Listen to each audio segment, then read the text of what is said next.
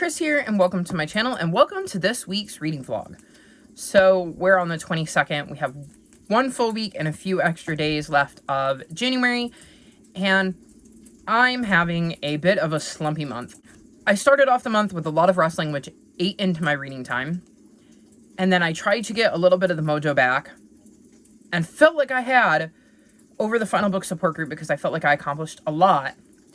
And then this past week, I was working on books 5 and 6 of the Wheel of Time series, which is a lot of reading with not a lot of finished books. And unfortunately, I found out last week that my gram passed away, which definitely affected my concentration, which brings me to now when I have only read 7 of the 23 books I need to read to finish my TBR for January. I also need to film my TBR video probably on Friday or Saturday so that I can then upload it by Sunday at the latest, because lately videos are again taking me like 4 days to upload.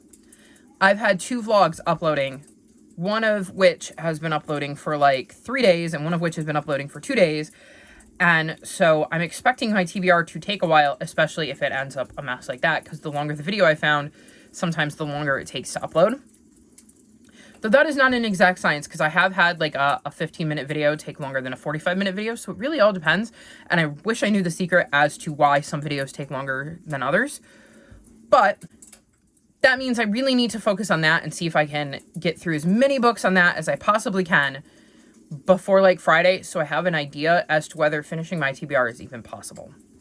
So outside of my TBR, the first book I'm going to mention, if I can hold it up right, is Defiant. I'm just under halfway through this, and I would like to finish it since I'm partway through it.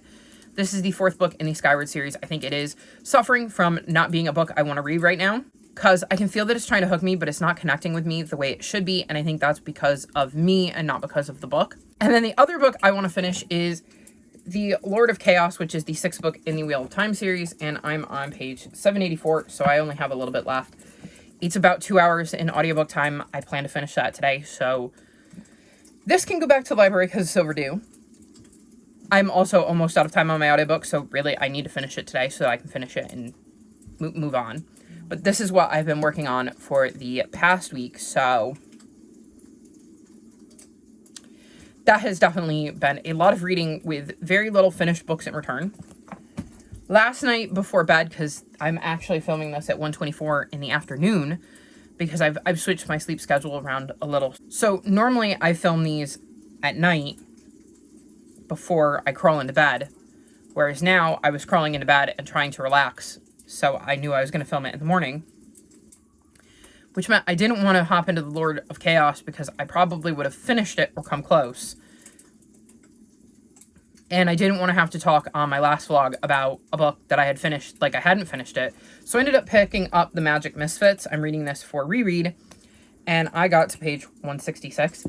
And let me tell you, it was so nice to be in a middle grade after all of the adult fantasy I read. I forgot how quick it is to get through a middle grade. This follows Carter, whose parents vanished, and he ended up with a sleazy uncle who is into magic, but likes to use his magic and his sleight of hand to kind of rob people. And that's not Carter's bag, so he ends up running away from his uncle and ending up in this town. Do I know the town? Mineral Wells. And once he gets to Mineral Wells, he ends up finding what it would be, like a show for oddities of some kind.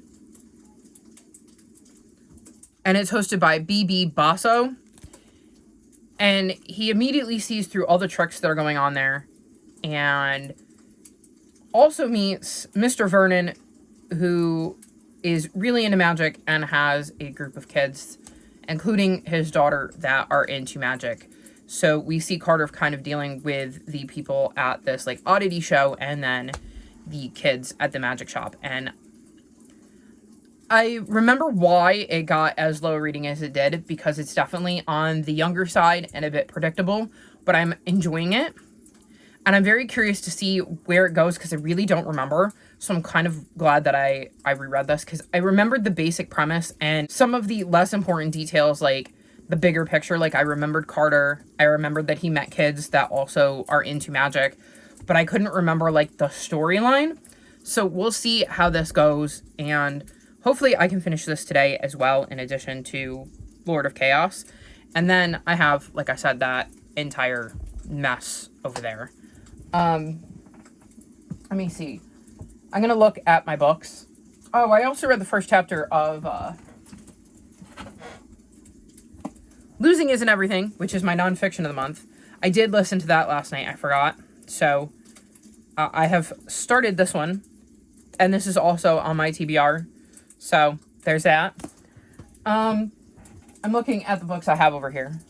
I need to read Tales of the Greek Heroes, The Last Dogs, A Lot's Away, The Library of Legends, Warriors the Ultimate Guide, Once There Were Wolves, 15 Secrets to Survival, Grey Sister, Galaxy Jones and the Space Pirates, the Tuesday Night Survivors Club. I don't know. I don't think any of those are on my TBR. Hollow Thorn. I don't even have my entire TBR in my bedroom. I have books that I wanted to get to this month that are in my bedroom, but not books that are on my TBR. So, as you can see, I just named a slew of them. However,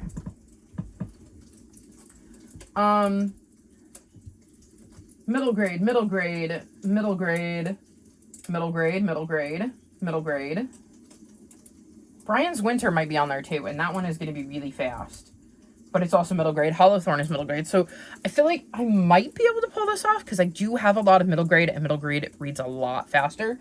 It's just going to depend on whether I can get myself to focus long enough to actually read these books. So we're going to see. I think... So I have 16 books left. Ideally, and this is going to be interesting, I think I would want to be through, like, 10 of the 16 by, like, Friday? Like, through Friday. So if I filmed Saturday and then edited on Saturday so that I could upload it on Sunday, I would want to be through, like, 10 of them when I filmed on Saturday. So maybe that's what we'll try is, can I get through 10 of the 16 books I need to read on my TBR by the end of Friday? That would give me 5 days to read 6 books, which means maybe we're going to see. We're going to give it a go. I mean, like I said, I do have some middle grade, which should go faster. It's really all going to depend on how much concentration I have and how focused I can make myself. And we'll see how it goes. I'm not going to force anything, but I'm really excited to be reading stuff that's a little less dense than Wheel of Time. Not that I'm not enjoying Wheel of Time. I am actually really enjoying Lord of Chaos. I think so far that's my favorite book in the series, but I would like something a little bit easier to read and digest. So we're going to see how this week goes. Hopefully I will check in with you, but again, I hope it's cool if I don't, because I'm kind of going through some ups and downs with grief. Anybody who's experienced grief knows what I'm talking about and how that goes. So if I don't want to be on camera, I hope everybody is cool with the fact that I'm gonna film when I'm capable of filming. So yeah, we're gonna see how it goes, and I will check back in with you at some point, hopefully this week, to let you know how I'm doing.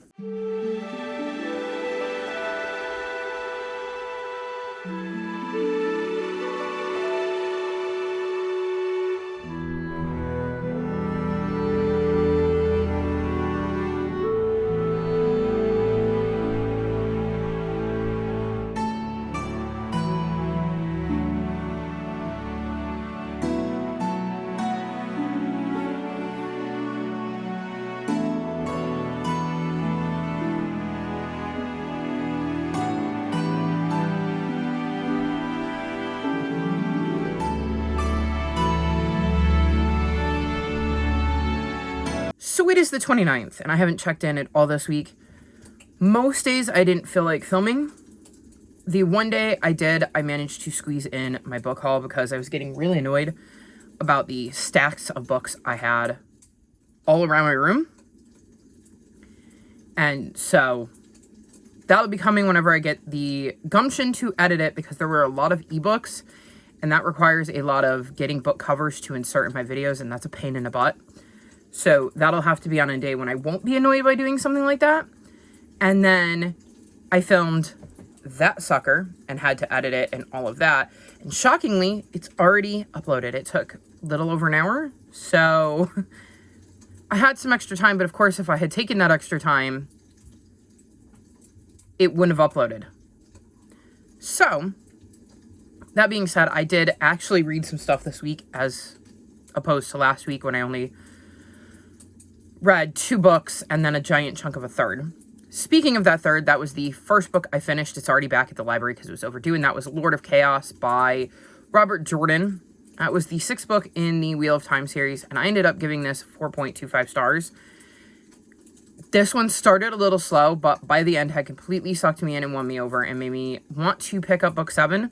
Which I can't do because I don't have the audiobook yet out of the library. I'm in line for it, and I'm not reading those books without an audiobook. It's just not a thing that's going to be happening, so I have to wait, and I suppose, I mean, that's fine. I think I kind of needed a break from the Wheel of Time series and to read some faster stuff, which is then what I spun into. So from there, I ended up reading The Magic Misfits, and this was a reread, and I ended up giving it 3.75 stars, which was a higher rating this time around. I enjoyed it a lot more. We're following a boy named Carter. And his parents vanished, and he ended up with an uncle who tends to use his magic abilities. And by magic, I mean, like, actual magic tricks. Like, think, not fantastical magic, but, like, Houdini and David Copperfield, that kind of magic, to steal from people. He uses his ability to do sleight of hand and stuff like that to steal from people. And Carter is very into magic, but he doesn't want to harm people with his magic. So he ends up deciding he's leaving. He's taking off, and he hops a train, and he ends up in, let me see, do we have the name of the town? Mineral Wells. He ends up in Mineral Wells. And there is like a carnival that's going on there, and he quickly realizes that the carnival is shady. But he also meets this man who runs a magic shop and whose daughter is really into magic. And shortly thereafter meets her friends who are also into magic and kind of starts to develop a friendship with them, while also having to deal with the carnival being in town and kind of getting involved with that too. I thought this was a great shout for middle graders. It is the type of book that would have hooked me as a middle grader because I was really, really into magic as a middle grader. I thought it was so incredibly cool and wanted to learn all the secrets behind it. Like I said, I've read this before, and I think I was just in a better headspace to appreciate it this time around, because I believe I read this during the pandemic, and that could always be hit or miss depending on, you know, where my headspace was. And I say that like we're not still in it, because we are. It is still a thing, but like early days of the pandemic. And I don't know, I enjoyed Carter discovering more magic. I enjoyed him kind of figuring out how he could use his skills for good. And I enjoyed seeing him create some friendships with some kids his own age who had some similar interests. So this was really fun. It also, trying to find one here.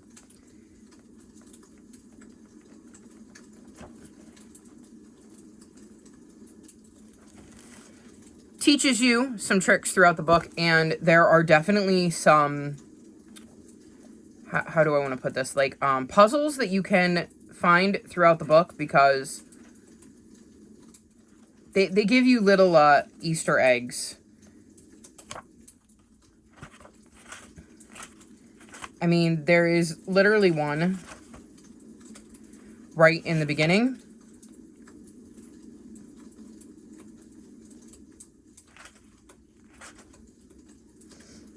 So it says how to, and I don't know if you can tell, but there's like lowercase letters, and like you can see that letter is capitalized. So if you were to write down all of the letters, there would be like a message for you. So I think that was kind of cool too, because there was like secrets within the book that you could kind of discover. So I thought this was really interesting, and I know middle grade me would have loved it. So 3.75 stars this go around because I enjoyed it a lot more upon reread. Then I read Losing Isn't Everything by Kurt Menefee, and this is a collection of sports stars who had very famous losses and how they kind of dealt with that and the stories of where they went after these really big losses. So we had like a field goal kicker in football who missed a field goal. We had a speed skater who fell down.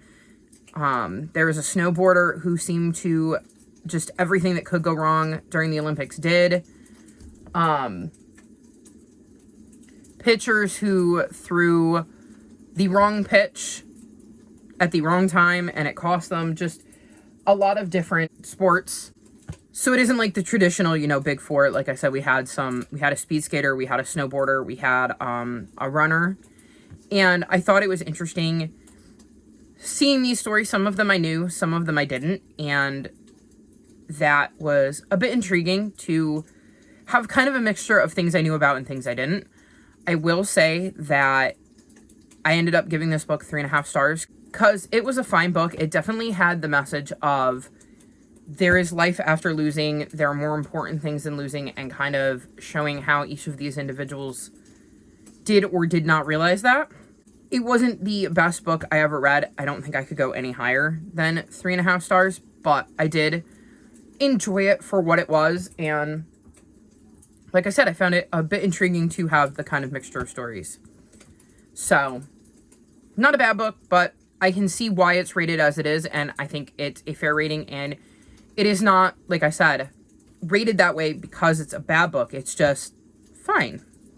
Then I read the Tuesday Night Survivors Club, and I gave this 3.5 stars. This follows a woman who is a cancer survivor who owns a bookstore and decides she's going to start a book club for other survivors like herself, because she knows how important it can be to have a community of people who understand your journey and what you went through, and nobody really understands that quite as much as, well, somebody else who went through the same thing.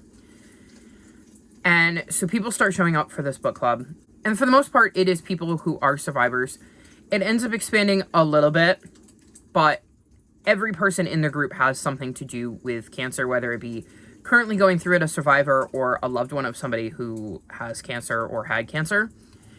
And one of the people who shows up to the first meeting ends up dead, and it leads the group to kind of investigating because they want to know what happened to her. And so we have this murder mystery of this survivors book club who are less focused on the book they're reading and more focused on the murder. And I thought it was a good little start to a series. It wasn't the best series I've ever read, and I did kind of cotton on as to who the killer was, but I think it has potential.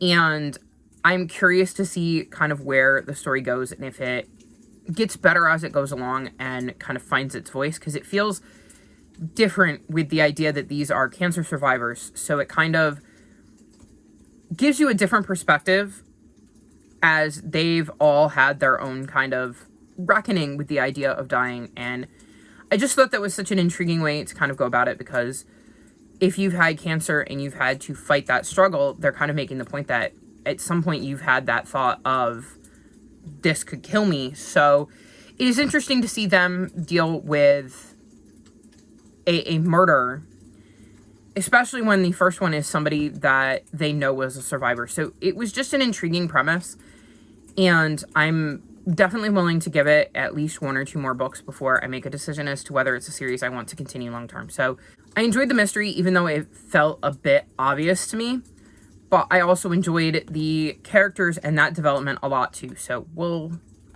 see how it goes.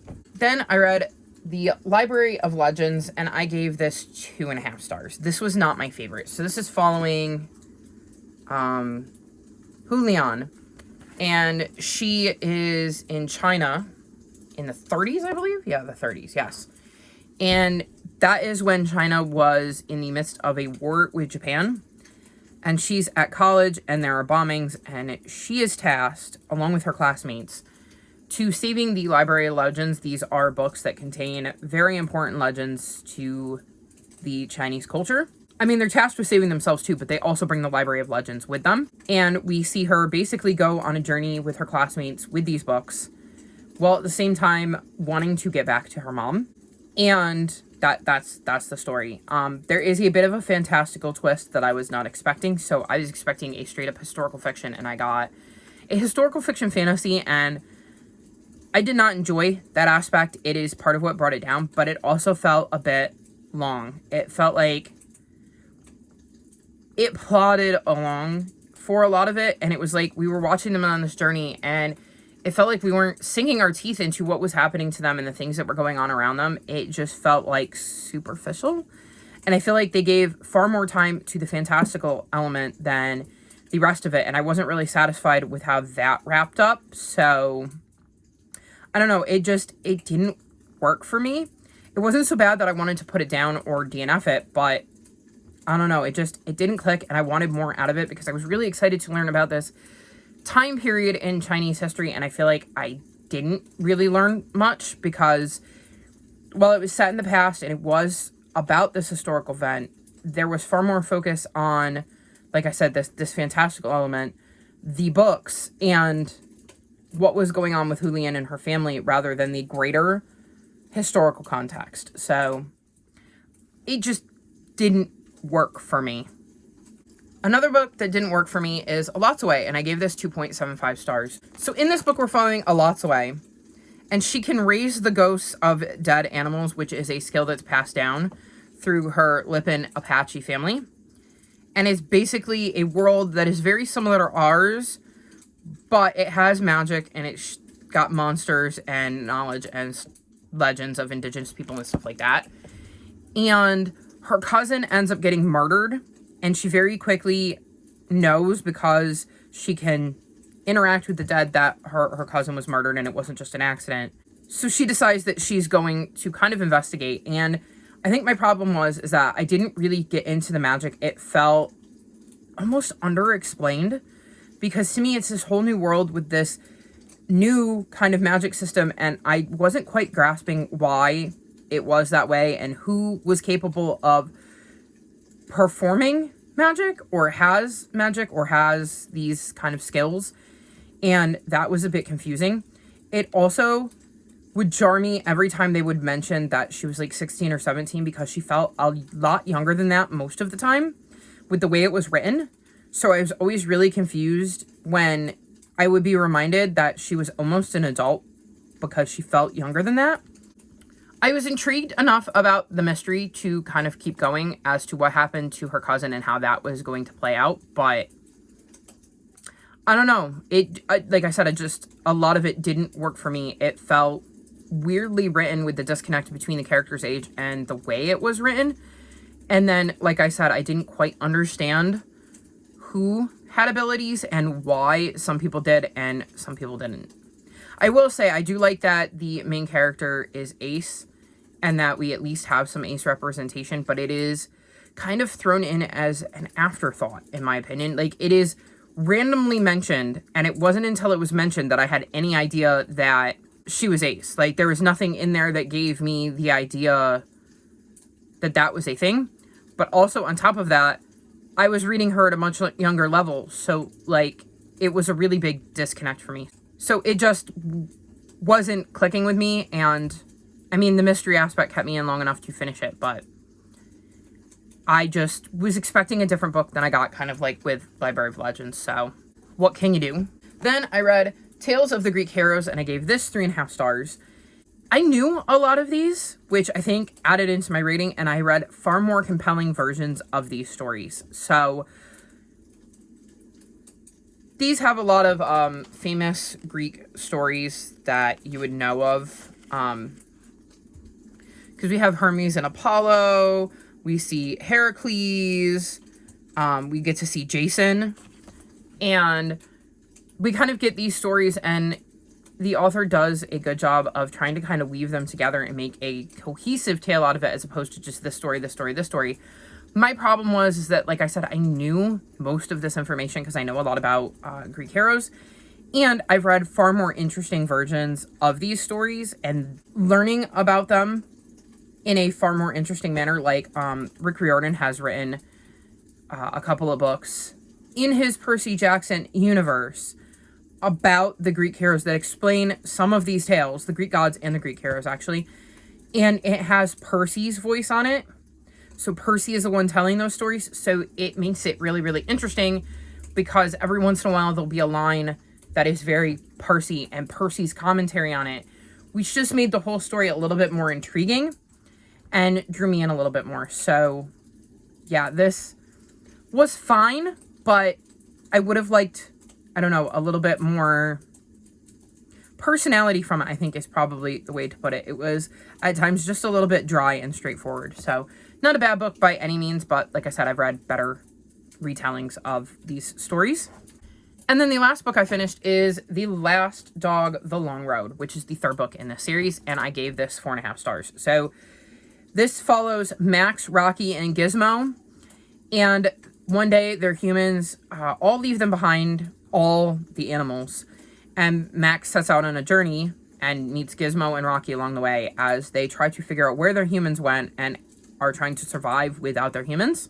I really, really enjoyed this one. I enjoyed the progress we made in discovering what was going on with the humans and where they have gone and why. I enjoyed the continuation of some threads from previous books that Max and Rocky and Gizmo are still having to deal with. I feel like the final book has been set up really, really well, and you kind of have an idea of some of the things that will absolutely be happening, but you don't quite know how they're going to go down and how things are going to play out.